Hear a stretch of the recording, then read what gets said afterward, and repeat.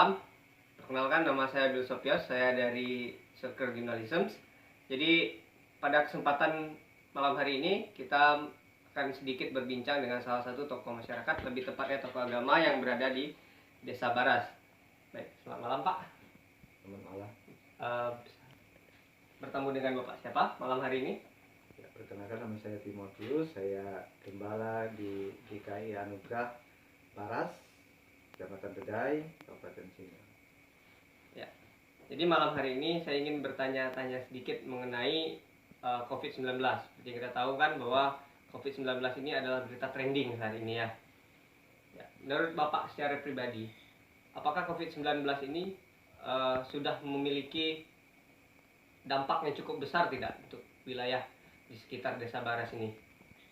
Ya, COVID-19 ini memang pandemi yang kita tahu sudah melanda dunia, Indonesia, dan tidak terkecuali Kabupaten Sintang dan lebih khusus lagi di Desa Baras, di mana Desa Baras sampai pada saat ini masih melaksanakan social distancing dan juga boleh dikatakan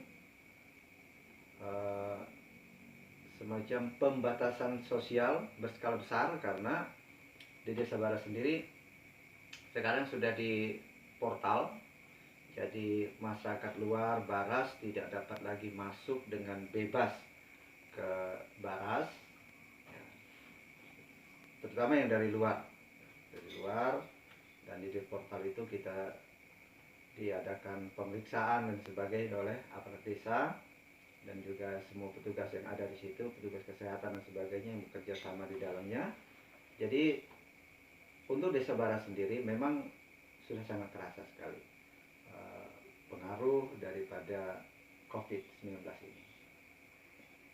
Kalau kita bicara soal portal atau pembatasan masuk ya Pak ya, berarti kan ada pembatasan dari orang luar untuk masuk ke dalam. Betul. Nah, menurut Bapak sendiri secara ekonomi bagaimana Pak? Apakah akan menimbulkan gejolak-gejolak tertentu atau tidak? Iya, secara ekonomi memang kita melihat pada saat ini contoh yang paling realitas adalah, yang paling real adalah pedagang keliling yang selama ini, pedagang sayur terutama, yang biasanya keluar masuk Baras, dan tentu secara ekonomi membantu dari pedagang itu sendiri dan juga masyarakat setempat, di mana kebutuhan-kebutuhan pokok mereka dapat terpenuhi. Jadi selama social distancing ini memang tidak bisa masuk, seperti dikatakan tadi, semua orang luar dari masyarakat Baras tidak diperkenankan untuk masuk ke Desa Baras, ya, termasuk tadi pedagang-pedagang keliling itu. Jadi secara ekonomi memang terasa sulit, di mana masyarakat juga tidak bebas keluar untuk berusaha dan sebagainya, ya, terutama pedagang-pedagang yang biasa memenuhi kebutuhan-kebutuhan pasar ataupun kebutuhan masyarakat Baras. Mereka tidak bisa dengan leluasa lagi untuk keluar masuk Baras. Kira-kira secara ekonomi memang cukup terganggu. Ya. Kemudian kan beberapa waktu yang lalu kita menemukan bahwa pemerintah Kota Sintang khususnya itu memberlakukan libur atau misalnya online untuk belajar secara online bagi setiap siswa-siswa yang ada. Nah, menurut tanggapan Bapak sendiri, apakah ini cukup efektif untuk menangani COVID-19? Seperti yang kita tahu bahwa di Kabupaten Sintang sendiri untuk sistem daringnya mungkin bisa dikatakan belum cukup terlalu memadai. Nah, menurut tanggapan Bapak bagi anak-anak sekolah yang berada di Baras bagaimana? Ya, kalau masalah efektif untuk menangani COVID-19, ya saya pikir itu memang satu tindakan yang tepat dari pemerintah untuk membatasi daripada pergerakan ataupun kerumunan termasuk sekolah. Namun dari pihak lain kita memang mengakui kalau dari di bidang pendidikan ini seperti disarankan untuk menonton televisi, secara belajar secara daring, itu memang infranya belum memadai, bahkan sangat tidak memadai untuk Baras sendiri. Jadi dari satu sisi lain, dari segi pendidikan itu memang sangat terganggu, anak-anak ketinggalan pelajaran dan sebagainya, mesti ke sekolah juga, ya, walaupun tidak berkelompok, tapi nampaknya itu memang sangat merepotkan bagi orang tua secara khusus yang memang sulit untuk concern menangani anak-anak oleh karena keterbatasan pendidikan dan lain sebagainya daripada orang tua. Itu sangat mengganggu dalam pendidikan. Tetapi untuk menangani secara khusus COVID-19, saya pikir itu memang tindakan yang sudah tepat. Lalu kemudian bagaimana dengan kegiatan keagamaan yang ada di Baras, Pak? Apakah harus di stop untuk sementara waktu, atau mungkin masih ada beberapa yang masih melaksanakan kegiatan keagamaannya atau kegiatan budaya yang memang sekiranya dianggap oleh perangkat desa itu harus ada dilaksanakan?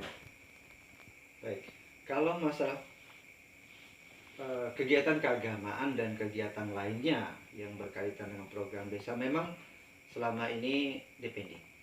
Ya, salah satu contoh kegiatan keagamaan di mana gereja ataupun kelompok-kelompok masyarakat tidak lagi mengadakan ibadah di gereja, baik umat Kristen juga yang Muslim dan juga yang Katolik, semua mematuhi apa yang desa sudah sampaikan, tidak lagi beribadah di tempat ibadah tetapi di rumah masing-masing. Termasuk GKI sudah menerapkan itu, di mana kami beribadah di rumah masing-masing. Dan juga kegiatan-kegiatan, ada agenda di Desa Baras Bala bulan Mei ini, yakni ada gawai Dayak, itu juga dipending oleh pihak desa dan pengurus adat di sana sampai pada waktu yang belum dapat dipastikan, dan ada kemungkinan juga untuk tahun ini ditiadakan kegiatan itu. Melihat perkembangan daripada COVID-19 ini, bagaimana penanganan dan selanjutnya. Itu saya pikir untuk kegiatan secara sosial memang banyak sekali agenda-agenda yang harus dipending. Harapan Bapak untuk kedepannya bagaimana, Pak, tentang COVID-19 ini setelah semuanya surut dan lain sebagainya? Apakah mungkin ada sesuatu yang menjadi suatu keinginan tersendiri bagi Bapak setelah pandemi ini selesai? Ya, kita sangat berharap bahwa pandemi ini selesai secepatnya, dan kita juga terus mendukung pemerintah, berdoa untuk pemerintah supaya ada kebijaksanaan dan juga COVID-19 ini dapat segera selesai, dapat segera ditangani, dan kita dapat beraktivitas seperti biasa lagi. Mungkin ada hal-hal yang berubah, bergeser dan sebagainya, tetapi yang pasti aktivitas rutin kita dapat kita lakukan, ya, seperti bekerja yang mesti harus di lapangan, yang tidak bisa dikerjakan dari rumah, itu kita harap ke depan kita segera dapat melaksanakan itu. Juga ibadah-ibadah yang biasa kita lakukan di gereja sebagai tokoh agama, saya sangat berharap bahwa ke depan semua dapat dilaksanakan lagi sebagaimana biasanya. Saya pikir itu. Ya, baik. Terima kasih untuk waktunya, Pak, malam hari ini. Ya, sama-sama. Baik, saya kira itu saja wawancara kita dengan tokoh agama kita, Pak Timotius, pada malam hari ini. Lebih kurangnya saya ucapkan terima kasih.